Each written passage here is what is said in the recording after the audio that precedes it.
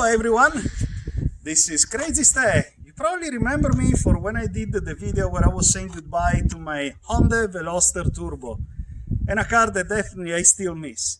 But now it's time to introduce you to the new car that I got. This time it's not red, it's blue, and it's a Hyundai Elantra N. N is the new sports division of Hyundai, and it is managed by Albert Biermann. If the name sounds familiar to you, it may be because Albert Biermann used to work at the M division at BMW, and it makes sense that when he wanted to up his career, he moved up from M to N. And this is one of the first cars that they came up with. They asked him to take a normal family sedan and make a sports beast like no others. And he did quite a bit of work, but there is some controversies. I go online and I see some videos, posts, comments, forum posts that they talk about things that they are not good in this car, and in reality it's not that they are a problem, they are actually a positive feature. So let me show you what I'm talking about. The first thing I want to talk about in this car, it's in here. The integrated front axles. I read a lot of things online. People that say that it's a scheme to charge you more anytime that you have to change a wheel bearing, that it is just a cheaper way of manufacturing the components. Well, no.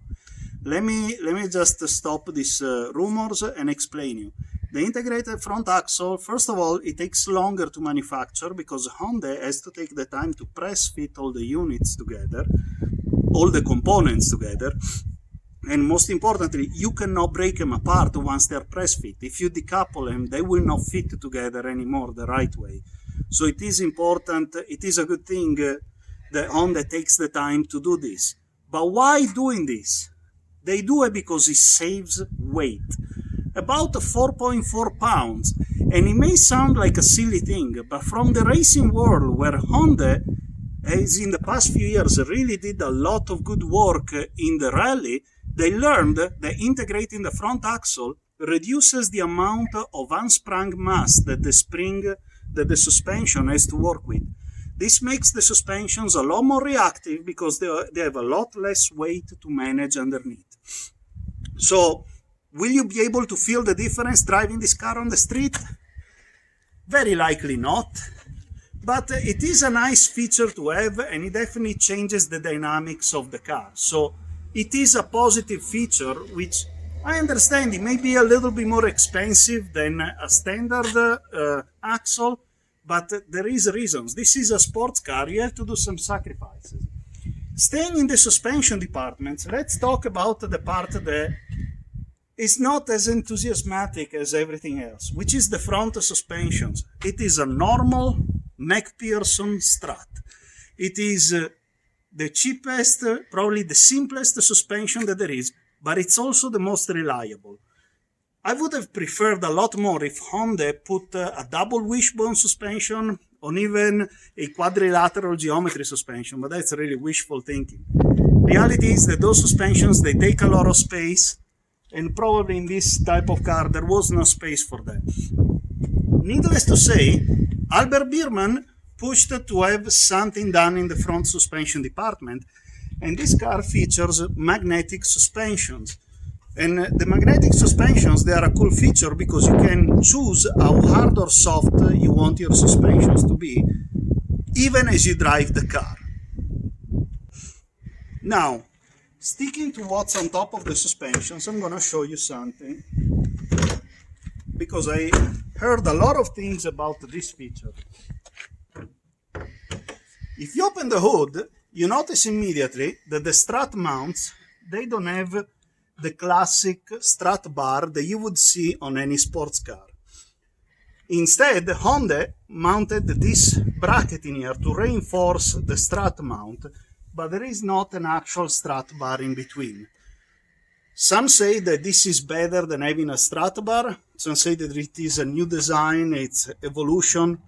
Well, reality is different. Reality is this was a choice imposed by safety regulation.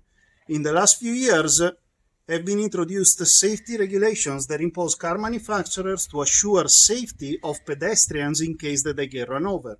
And part of the safety comes from the hood being able to deform down and absorb the impact of a body of a person that falls on it as he gets run over.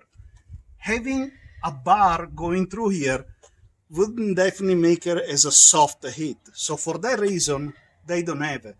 But to confirm furthermore that there is a need for a strut bar in this car, if you search in the M Performance site out of Korea, you will find that they actually do sell a strut bar that goes across the front strut mounts. Since we are in the hood, we can talk about the engine. It is the GDI turbo, just like I had on the Hyundai Veloster, but this one it's a 2 liter instead of a 1.6. And it's a great motor. I just finished breaking it in, but it still is a GDI and it still suffers of the LSPi problem that Honda had in the previous ones. Honda says that they solved the LSPi. I really don't believe it. I tried to drive it and hear the noises, and to me it sounds that going below 2,500 RPMs puts you in a risk area. So the best thing to do is to to drive the car constantly above 2,500 RPMs, and you will never have the LSPi issue that many have complained about. This engine is particularly powerful. It's a 2 liter with 280 horsepower, which means that it delivers 140 horsepower per liter, which is a lot. And to dump down that much power, they used a front electronically limited slip differential. Now, this is a true limited slip differential. I read some posts online of people saying that it is just the stability control that breaks the wheel that it's slipping. No, this is not it. This is a magnetic clutch system which detects which way you are steering the steering wheel, and it detects which wheel is supposed to spin faster and slower. And rather than applying brakes to the tire that needs to go slower going around the curve, it sends more power to the outer one, which, due to the weight shift of the car, the outer wheel, it's always the one that can dump down more torque. So by doing that, as you go around the corner and you stomp the throttle, the car will keep gaining speed. Whereas on cars where they don't have an actual limited slip differential, but rather they use the stability control, the car will start applying brakes to the inside wheel, and this will make you lose speed. And honestly, I find it terribly frustrating. In fact, I always kept it off on the Veloster. I never drove with the stability control on. On this car, I keep it in sports mode, and I don't feel it as intrusive. So really, this car carves through corners amazingly. I love the way that the front handles. It's really planted on the ground, and you can even feel some squirrely with the back tail. And that's even when the back of the car has a really great suspension system. In the rear, Honda has upgraded the rear suspension with a multi-link 5 suspension, which is quite an upgrade from the standard torsion beam that you find on the normal Hyundai Elantra. The multi-link 5 suspension is the most advanced type of suspension you can have in the rear of a street car. But we have to remember that this car was not engineered to have this type of suspensions in the back. And having suspensions that rigid, they impose a lot of stress into the chassis. For that reason, Honda added a brace bar in the back. And you can see that there is this brace bar that braces the back of the car to reinforce it. And to some people, that brace bar, it's a pain, because they say if you try to recline the seats,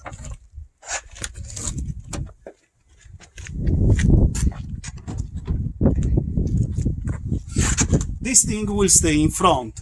It will remain in the middle, and it bothers loading up the car. Which I understand, that's buggy. And I've seen some videos where people were explaining how to remove the brace. Actually, you can even look in the manual.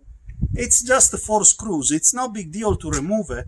But if you have to carry a large TV, you take it off, you put it in, you take it home, but then you put the brace back on.